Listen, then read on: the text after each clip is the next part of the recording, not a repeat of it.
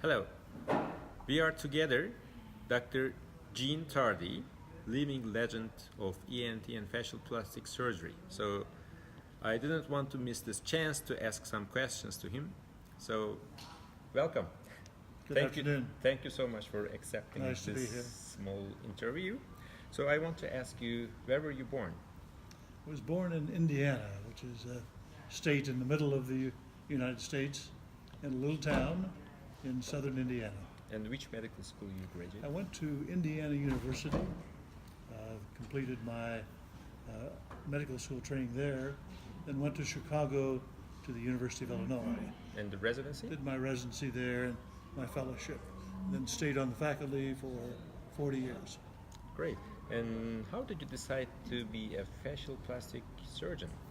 When I finished my residency training, there were no fellowships in facial plastic surgery.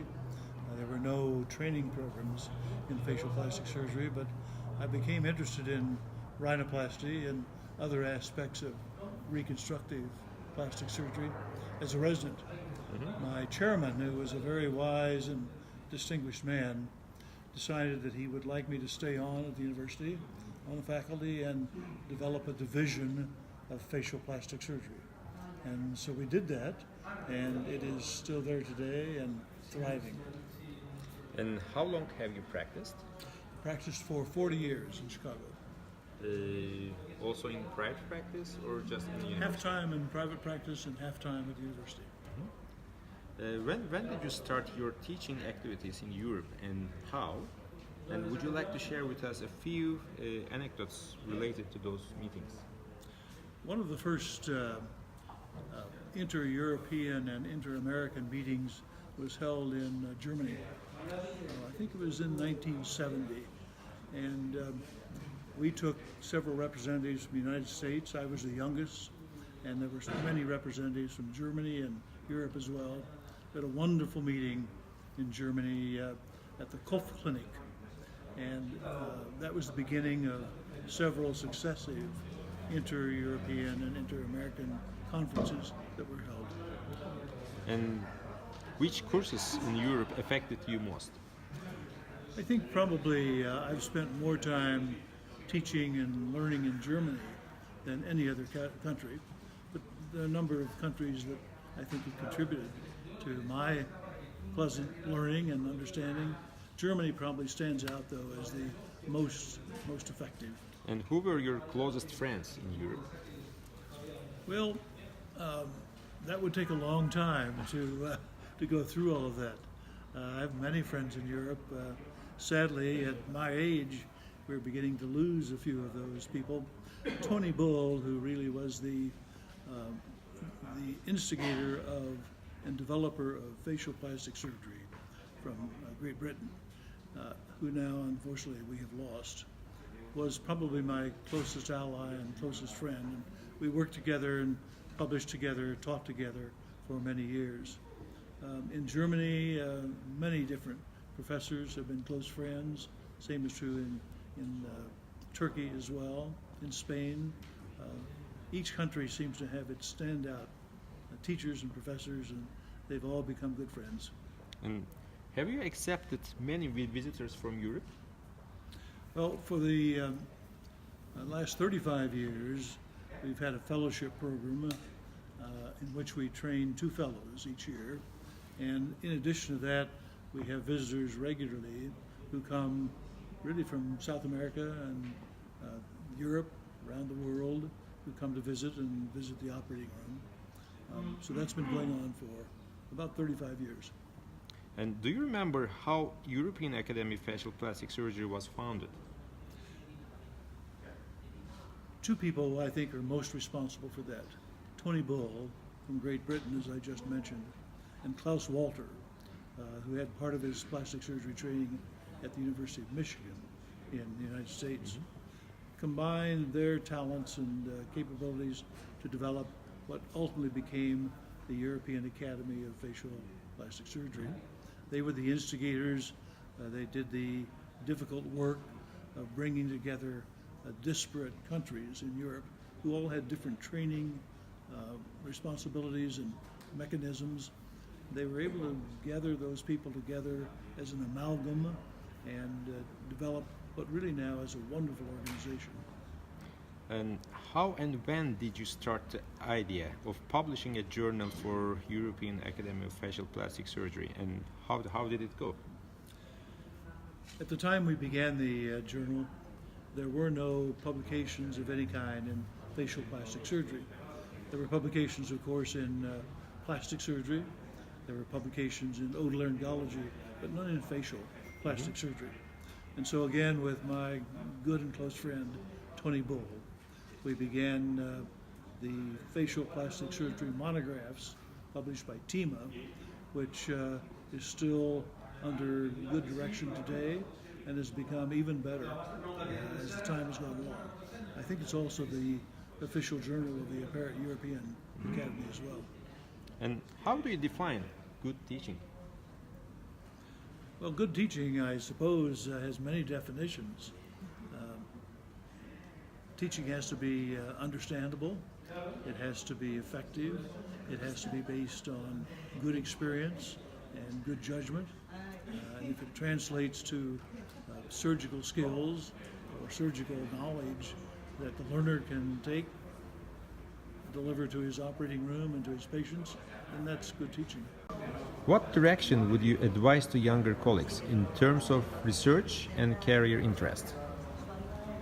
Well, I think young people who are interested in facial plastic surgery need to have a very good grounding in anatomy and in management of patients who might come to see them. And to do that, it's most important, I think, to visit experts. When I think back on my career, there wasn't the opportunity to visit and travel the experts as there is now today. There are so many people doing good work and who are very effective teachers. That would be my first advice to the young person who's interested in developing their skills in facial plastic surgery. Visit experts, listen, ask questions, and read.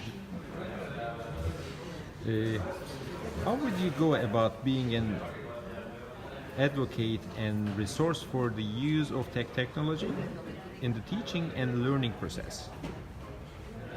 Well, technology probably is going to drive new innovations in facial plastic surgery. We're seeing it now with the development of piezo surgery and the manipulation of tissues by electrical energy. We're seeing all kinds of new developments in techniques that have now been developed. The field has changed in rhinoplasty tremendously in the past 10 to 15 years.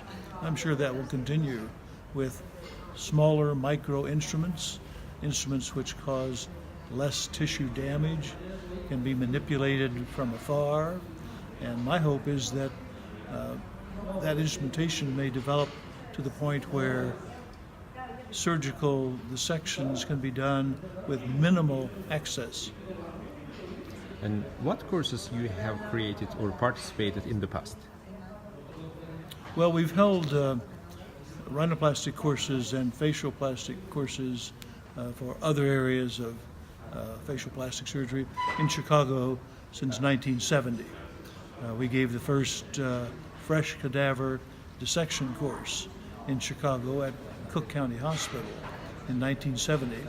There had never been a fresh cadaver dissection course before. We gathered a number of experts, and it was a remarkable experience. That was the inauguration, I think, of the interest in fresh cadaver dissection around the world. Now it's very common. And please think about coworker or coworkers from the present or past whom you admire and why. Oh, it would take me a long time to tell you about the mentors I've had, the icons that we've seen. And if I give you a lot of names, I'll forget people, but names that many of you don't even know, the John Conleys and the Tony Bull and the Klaus Walters and the Jack Andersons. There are lots of teachers and mentors, Richard Ferrier in our country from Florida has been a major influence on my career. I can go on and I won't. I think this is an important question for young colleagues. And what are the characteristics that you prize most in facial plastic surgeon? And what behaviors or characteristics do you think that should have?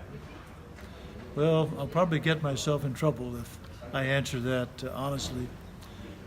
I think the first characteristic is honesty in dealing with patients and showing results. I can remember a time when there were dishonest results shown at meetings, and when the only outcomes of rhinoplasty that were ever shown were pre- and post-operative lateral views, only the lateral view. You never saw the most important view, which was the frontal view. You never saw the other ancillary views, as surgeons shielded their techniques and weren't really willing to teach as surgeons are now. There's a very much more open attitude towards teaching now than there used to be, and that I prize very highly. I admire people who are willing to share their experiences, share their problems as well, so that others can learn. So, what are one or two of your proudest professional accomplishments? Well, as I indicated, we've had, for 35 years, we've had 2 fellows who spend 6 months to a year with us. Those are wonderful young people. They've all gone on to very useful and admirable careers. I think I'm probably most proud of those people who you get to know as your sons and daughters. Almost half of them have been women. I believe that there's a huge deficit in facial plastic surgery that needs to be filled by women surgeons. It's a wonderful field for a woman. It is, since women constitute half of the doctors in the world now, I see no reason why they cannot become very excellent rhinoplastic surgeons and be all part of the teaching faculties that occur all over the world. Doesn't happen at the moment. When was the last time you saw a talented surgical person who was a woman on a faculty? We need to develop that. It would be important for patients, be a wonderful field for women, and it's inevitable, I think. Do you have any suggestions for young facial plastic surgeons? Well, as indicated before, I think the opportunity now to travel and visit experts is vital and can give you perspectives you don't otherwise have. Probably the most important learning experience now comes through digital technology. To be able to have digital video of surgical events is remarkable. We never had anything like that during my training. Surgical videos are, I think, the epitome of being able to teach. You can show what you're doing, the learner can visualize exactly what's going on, and you can do it again and again and again at no expense, and learn very quickly about surgical problems. So I like internet technology and what it's done for the field. I like the fact that we now, with digital and technology, we can take hundreds and thousands of photographs at almost no cost. What a difference in the days when we had little 2x2 slides, which were very expensive. Yeah, you're right. Thank you very much for your time. It's a great honor for me meeting with you. It's an honor for me. Nice to see you. Thank you so much. Perfect.